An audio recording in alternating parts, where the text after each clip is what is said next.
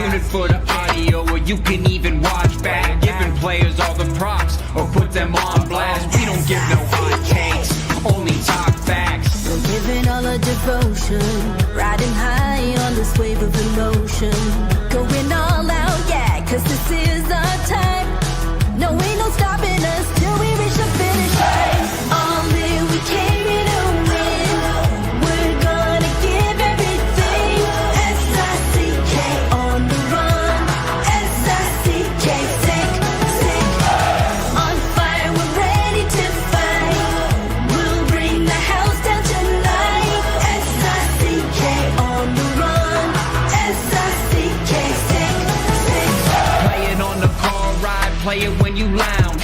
X and O, you know that we can hold it down. Shout out to my man Sammy, got it off the ground. And to all the listeners tuned in right now, got debates, analysis, and speculation. This is sports talk for the new generation. You know where to find us, got a reputation. Sick podcast, your #1 sports destination. Giving all our devotion, riding high on this wave of emotion. Going all out, yeah, cause this is our time. No, ain't no stopping us till we reach the finish line. All in, we came here to win. We're gonna give everything. S-I-C-K on the run. S-I-C-K, sick, sick. On fire, we're ready to fight. We'll bring the house down tonight. S-I-C-K on the run. S-I-C-K, sick, sick.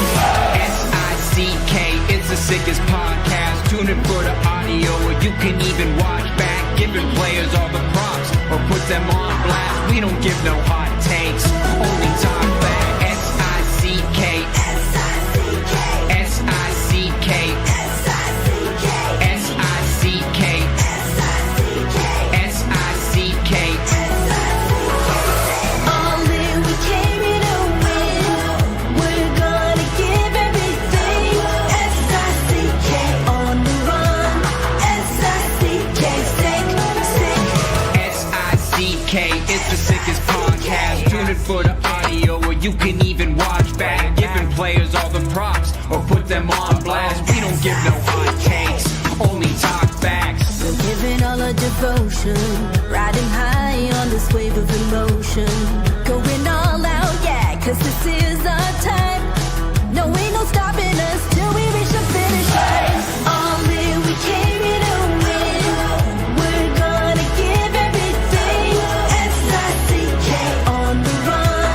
S-I-C-K, sick, sick. On fire, we're ready to fight. We'll bring the house down tonight. S-I-C-K on the run. S-I-C-K, sick, sick. Play it on the car ride, play it when you lounge. X and O, you know that we can hold it down. Shout out to my man Sammy, got it off the ground. And to all the listeners tuned in right now, got debates, analysis, and speculation. This is sports talk for the new generation. You know where to find us, got a reputation. Sick podcast, your #1 sports destination. Giving all our devotion, riding high on this wave of emotion. Going all out, yeah, cause this is our time.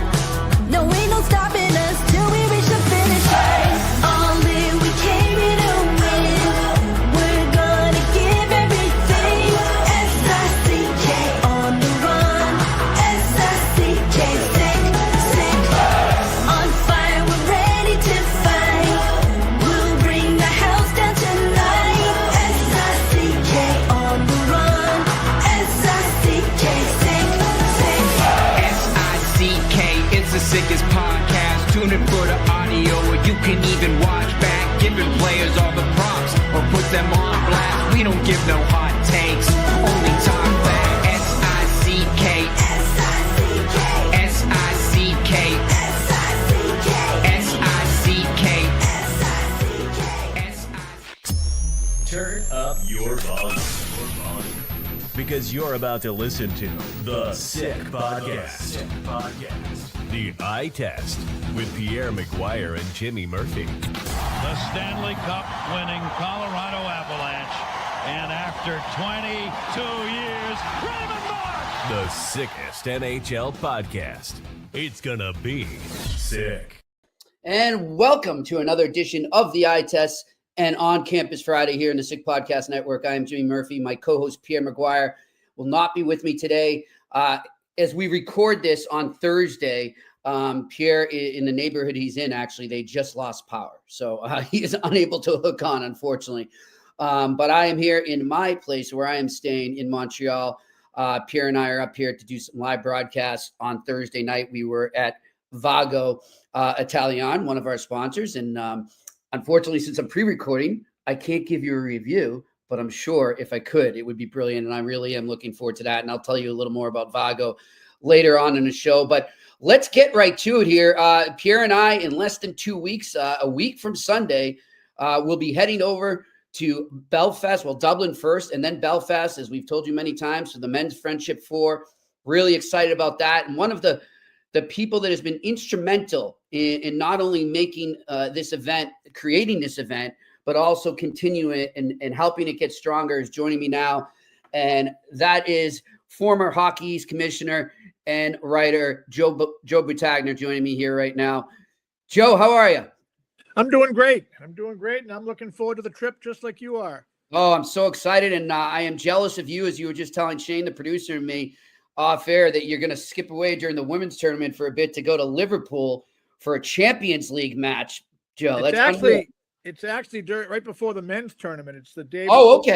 Day before Thanksgiving. And that's right. I've got to study up on the PSV, their opponent from Netherlands. And you're the winners last year. Yeah, so I'm coming to the sport a little bit late through my kids, and I have a connection through the Fenway Sports Group that own the Red Sox and own Liverpool, and we, next to the Belfast tournament, I guess the second most memorable event was all that outdoor hockey we did at Fenway Park for many years when I was at Hockey East. Yeah, and a lot of people say too, Joe, that Anfield, where Liverpool plays, it's on the level of Fenway Park or Notre Dame Stadium or something like that. It's just an iconic place to visit.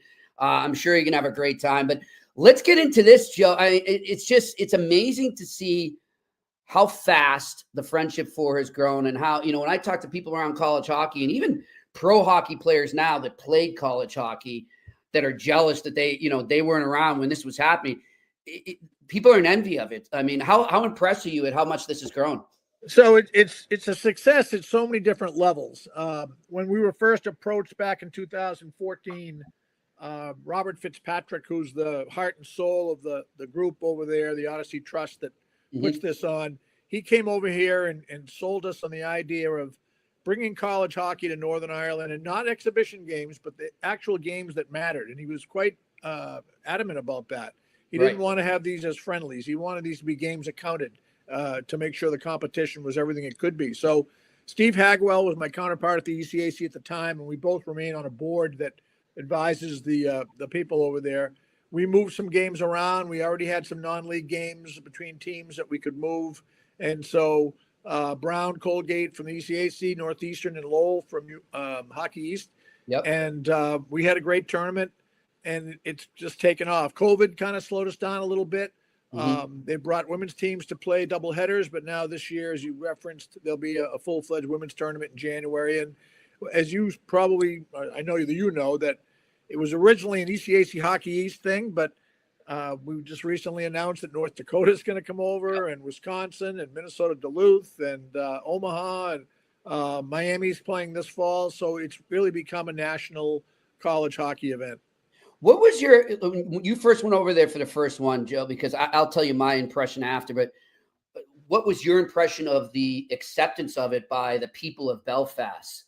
So we were indoctrinated pretty quickly in the role hockey plays in Belfast. As most people know, the history of the Troubles over there.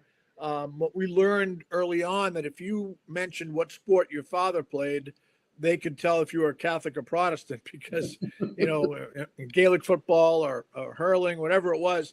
And hockey didn't have that history. They've had the Belfast Giants for 25 years.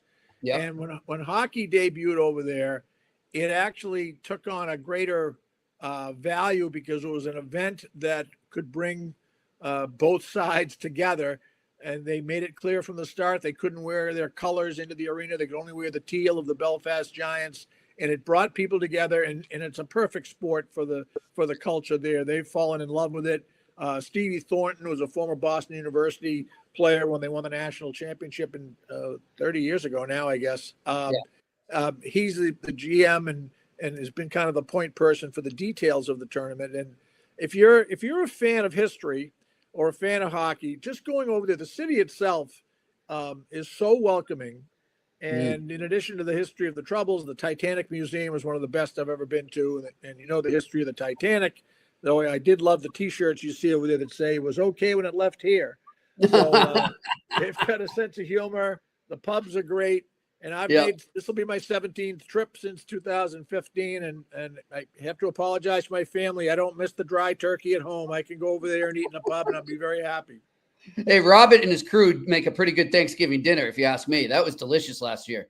Yeah. And I've become a Guinness fan now. I don't think I was a fan of that until I started going over there. And that's my go-to drink over here now. And hey, a lot of people look at that and they see how thick it is and dark, and they think it's fattening, right? No. Little do they know it's got the least carbs out of any of them. So I'm down 25 pounds since May. There you go. It's healthy. I'm playing goal Sunday morning. We'll see if I get any of that quickness back that I probably never had in the first place. I love it. Yeah, that you pretty much summed it up. I mean, I loved what I love too, and you see it at the Giants games there too, and in the league they play in, and Pierre McGuire, my co-host, spoke about this as well, is that the crowd does sort of have, as we were just talking about Liverpool, it's kind of that soccer vibe. It's very festive, you know what I mean? And there's just a constant noise. You're at a hockey game here, there'll be some lulls, and people, maybe they're up getting concessions or they're talking to their business coworkers or something, working out a deal in the stands. Not there, man. Everyone's focused on the game, and it's just constant involvement by the fans. And then going out to the pubs and the restaurants, I didn't have to explain hockey to many people. No. They already knew. It was great how educated they were about the sport. So the one challenge they've had is, as they've built up great interest in the sport through the attendance at the Giants games, the growing attendance at the college games, there's only one hockey rink in all of Ireland. And it's and that arena they play in is not considered a hockey rink. It's a concert venue. It's a multi-purpose arena. Right. There's a rink in Dundonald about 20 minutes away where they practice. So one of the pieces of good news is that they have just gotten the green light from the Belfast City Council to build another rink. And now that will allow them to try to build the next generation of fans who can actually play the game, because these young kids go to the games with their parents. They go to our games, but then there's very little youth hockey because they've got to travel, to find an opponent. And hopefully with the building of this new rink, they can grow in a different way. The other thing is they're so smart. The hockey players go over to the U.S. collegians and they see the city, they see the arena. And if they're not heading to the NHL, if they're going to end up being an East Coast League player, all of a sudden they think, you know what, this would be a pretty good option for me to come back here. You can get your master's degree either at Ulster or Queens College. You live in a first-class city. You play good hockey. So they've had, I think, close to 20 players who have played in the Friendship Four have signed with the Giants in the 10 years of this tournament. So it's a brilliant concept. Yeah. Yeah. It's interesting. I remember talking to some of the coaches there too, and how they said, look, I came over here just, like you just said, to kind of give it a twirl, see how it goes. And they stay. And they're like, I love it here. Like the people are so, as we said, the community is great. It's good living. It's just a great environment there. So I'm happy to see that. Joe, I want to talk to you about, get back to the Friendship Four in a bit, but I want to talk to you about some current college hockey stuff and get your take, because we haven't really spoken to you. We spoke to you last year before the Friendship Four and before the CHL NCAA agreement went into effect, and it really kicked in. What has been your impression so far of how that's affected the game? Well, there's a couple of things. I do an annual breakdown of where the players come from, and we kind of knew we were going to get a little bit more Canadian influence. So I think we went from 62 or 63% Americans playing college Division I men's down to 56 or so. And that might not jump out you as a big jump, but there's a lot of numbers there. And, an area like where I live in New England, we probably lost 70 or 80 spots in Division I hockey from the New England Northeast states. Okay. Coaches tell me their lineups are just deeper. I mean, the fourth line's a lot better. The third line's a lot better all the way up. I got to believe a lot of those kids that put their names in the transfer portal all of a sudden didn't have as many spots to find some love, Yep. And the other thing is, if you look at the standings or the polls in college hockey, sure, there's some of the thoroughbreds up top with Michigan State and Michigan and Penn State who's really growing, but there's been a lot of upsets and a lot of topsy-turvy results. Early in the year, you do get that, but when you have so many new players, and I look at these rosters, and it's not just guys coming from the CHL, but the Canadian university system, where guys had gone up there and played through their age eligibility and gone to Canadian universities. They were never eligible to come down either. So I was at a game the other night. I think Sacred Heart had 9 transfers, a couple from West Point, a couple from Maine, one from McGill. And so it's got to be a challenge for coaches to welcome all these people into a locker room and get them to gel as a team. And some of the top teams like BC and BU, where I live, it's tough to coach all those guys who all think they should be the number one guy, the first line center on first power play, and so you see some of these teams with a lot of talent struggling to put it together early.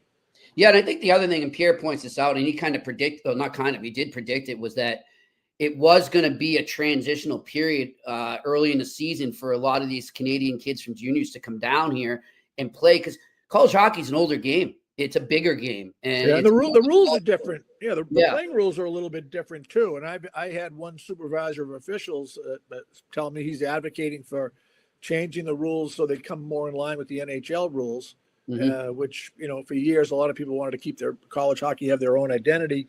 We do have representatives from the NHL go to our NCAA Rules Committee meetings every year, and they're very helpful in sharing with us what the NHL is looking at down the line and what changes. And so who knows? Those rules might come more in line with each other. Yeah, we'll see how it goes. All right, back to the Friendship Four. Let's talk about the women's tournament coming up. Give us a little insight, a little background on what it took to make this happen. So, they don't, our hosts over there are not bound by Title IX or any of the things that, if we were putting on a tournament here, we would have to make sure we did things equally. But it was more of listening to us. When I say us, Steve Hagel and I are still on the board. Ralph Cox, who was a great player at UNH, Sarah Fraser, who's an administrator at Quinnipiac. And we've tried to advise and look at it. It's such a great experience for our guys in the city, in the rink, going into schools, meeting school kids. We've got to provide the same opportunity for the women. Now, financially, it might be a little, they don't have a big tradition of women's hockey over there. So whether or not we'll be able to sell the same number of tickets and help out our hosts who are putting a lot of money into this, but they listened to us and they did this because they knew it was the right thing to do. And then we got a great field. So we've got, Harvard and BU and Minnesota Duluth and Quinnipiac. The latter two are ranked nationally. And I'm really looking forward to it. I was the first women's coach at Harvard. So I'm looking forward to going over there and seeing them play this because, when it started in 1978, I couldn't imagine that I'd be watching them in Europe. I mean, the other night I was in a bar on Friday watching Harvard Dartmouth on television thinking, wow, I coached in the first game that Harvard went to Dartmouth. We didn't have enough money for a photographer. We saw Dartmouth taking their team picture and I slipped the guy $20 and he took our picture. So we've come a long way. And I'm serious. If you look at the first Harvard team picture, it's in Thompson Arena in Hanover, New Hampshire. So wow, that's great. And did you try to, when you're proposing it to them, were you showing them how much it's grown over here and what it's done for the sport here? Yeah, and I think they understand. Like Steve Thornton's got 2 daughters who actually are at Dartmouth. That's right. Who are great athletes. And so Steve has been the kind of the glue connecting our world on this side and the Odyssey Trust and Robert. But it wasn't like arm twisting. They're good people, and they understood why this was the right thing to do and the right thing to try. So we're really hoping we can sell some tickets. And the first year we brought women in a doubleheader, Clarkson and Northeastern were both very highly ranked nationally, and it was great hockey. Yeah. And a lot of those women are playing in the PWHL now. Lena Mueller is one of the best from Northeastern. And they played 2 doubleheaders before. When I say doubleheaders, they played before a Giants game. And they Okay. probably had 2,400 people at each game. You know, Wow. but the men will bring in 5,000 or 6,000 for their Yeah. games, and 4 separate admissions. But Good stuff. to your audience, it's really a great place to visit, whether there was hockey or not. But then add the hockey on top of it.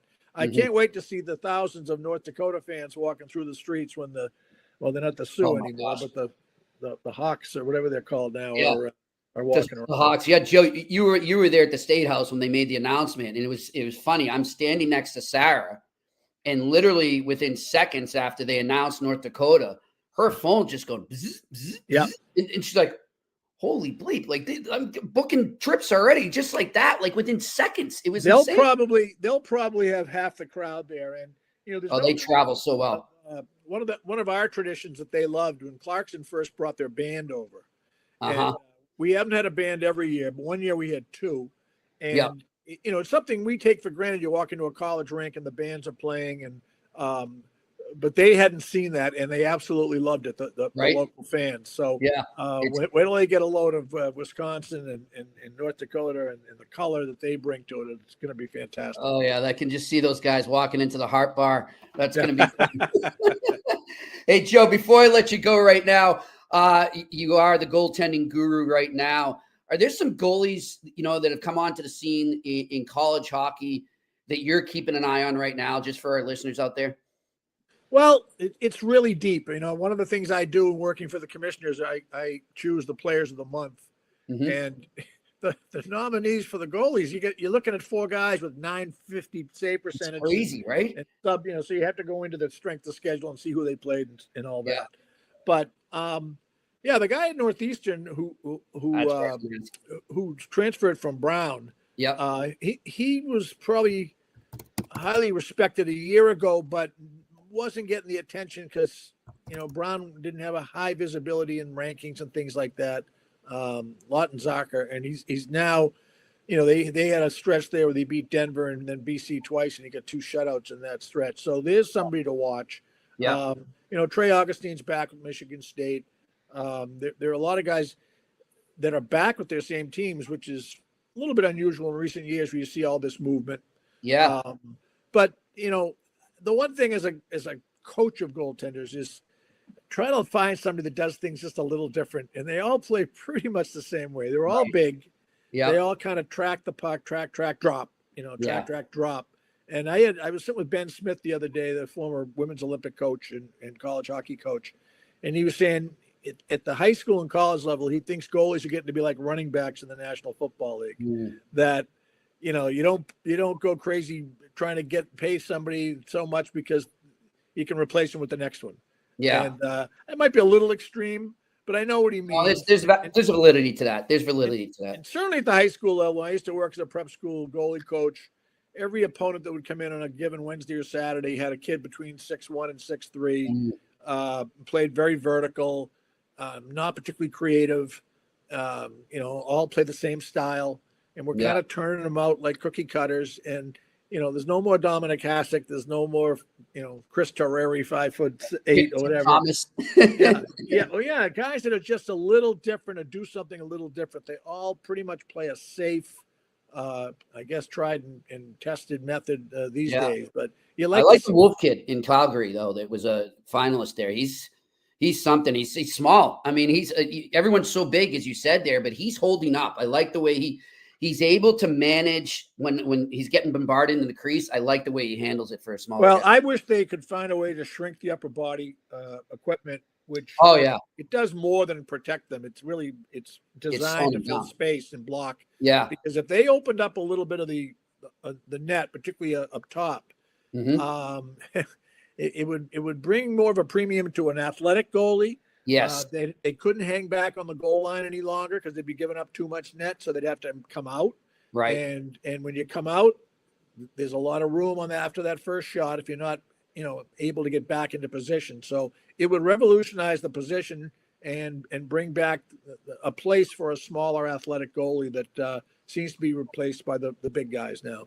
Good stuff. Good stuff. Well, listen, Joe, I appreciate it. I look forward to seeing you over there in Belfast, and we'll have a great time. Okay, first Guinness is on me. Sounds good, my friend. Joe Bertagna joined us here on the eye test. And I want to say, too, Joe wrote a great book along with Robert Fitzpatrick about the Friendship Four and just the origin of it and how it all developed and how it came together. It's called Ring the Bell. Definitely check that out. It's a great book. Looking forward to I haven't read it yet, but I have a copy. I'm going to have to read it. But big thanks to him. I'll tell you, too, he's from my hometown of Arlington, Mass. He is a legend in the local hockey scene here, not just in Massachusetts, but in New England all around and in college hockey as well and in international. He has Olympic experience, everything. So always fun to talk hockey with Joe there. Let's go to our sponsors right now. As I said earlier, we're pre-recording this. So after you will watch this on Friday, and I will have already had my first taste of Vago Italian, but we'll start with them because I am, as I say this, I'm getting hungry and I cannot wait for my meal tonight. I will give you a live review on Monday. I'm looking forward to it. And by the way, before I tell you about them too, they're not one of our sponsors, but I want to give a shout out. They were such gracious hosts, amazing people. The folks over at Magpie Pizza in the Mile End, it's on McGuire Street in the Mile End section of Montreal. Amazing place. It's been there since 2010. Just the pizza was amazing. As I've told you guys many times here, I'm celiac, so I have to go gluten-free. And for those out there that may not know, and it's getting better now in terms of finding options when it comes to pizza crust and stuff, but a lot of it's very generic and sometimes it crumbles and falls apart. That was some of the best gluten-free pizza I've ever had at Magpie. On Thursday night, they hosted Pierre Maguire and I, along with their crew that they work with at TSN 690, Mitch Melnick, John Still, and Lucas Scott. And we had a great time, and they were so hospitable. And it's a cool little venue. As Mitch Melnick says, it's got that lower Manhattan vibe to it. It's just a chill place. It's small, and they've got that tiny little bar, like a real old school Italian joint in New York City. So if you're in Montreal, I highly suggest checking that out. And let's put that back up there. I highly suggest checking out Vago Italian because they combine old world classics and new Italian dishes for over 23 years, private dining rooms for any occasion. They're open Monday to Saturday evenings and lunch from Tuesday to Friday. They are located at 1336 Green Avenue in Westmount. That's a neighborhood in Montreal. For reservations, call 514-846-1414. Again, that is 514-846-1414. And, of course, let's go to our new sponsor there. Point S and GT Radio offering you the chance to win a set of GT Radio winter tires plus free installation at a Point S garage. That's a total value of $1,000. In order to participate, you must go to the Sick Podcast Instagram page and the Point S Instagram page. Hit that like button on both. Throw a little comment down in the comment section and follow them. And then you are entered. And that contest ends on November 16th. Remember, Point S is your trusted garage for complete vehicle care. And, of course, our longtime sponsor, Betway, where you can still go all the way with Betway and bet the beauties. I'm going to give you some college picks in a bit. I went 3-0 last week in my college picks. I wish I still bet and listened to me. I would have won some money. But let me tell you right now about the deal that Betway is still running. We tell you this all the time. I hope you're taking advantage of it if you haven't signed up yet. If you want to become a new member at Betway, you can go to that QR code right in front of you or go to the members section in the website and click into the details section and fill out your details and sign up. You must be 18 plus. Always bet responsibly. Terms and conditions apply. And the offer is not available in Ontario. And what that offer is right now is if you go there and you sign up, you can get up to $300 back on your first deposit. That's right. $300 back free on your first deposit. So go there right now and sign up for Betway.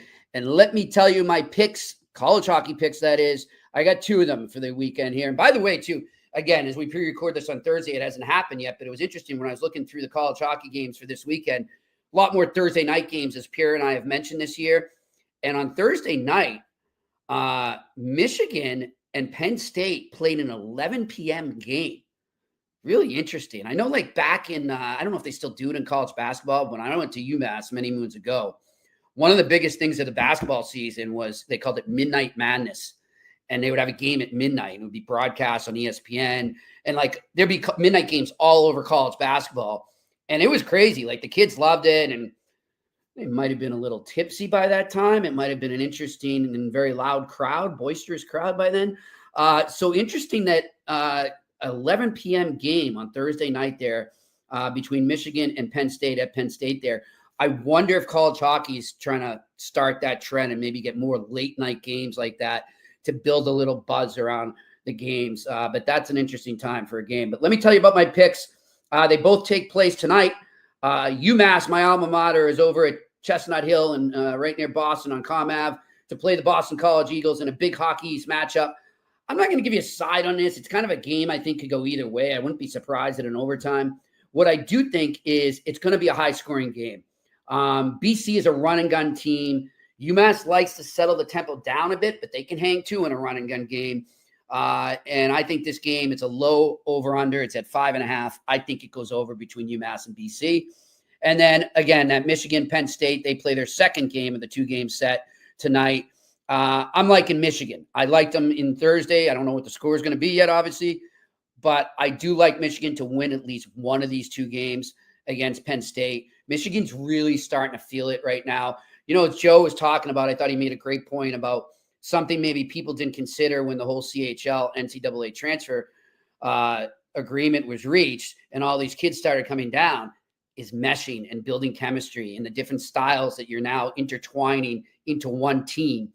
I think that's a very good point. And out of all the teams that have utilized the NCAA CHL agreement the most, Michigan, I think, has done a great job of gelling the fastest. So that's why I like them right now. They're trending in the right direction in terms of being on the same page. So give me Michigan to upset Penn State. That's at plus 110 value right now. All right, that's our show. So as I said, after I pre-record this, I will be going over to Vago to record the live edition. Looking forward to that on Thursday.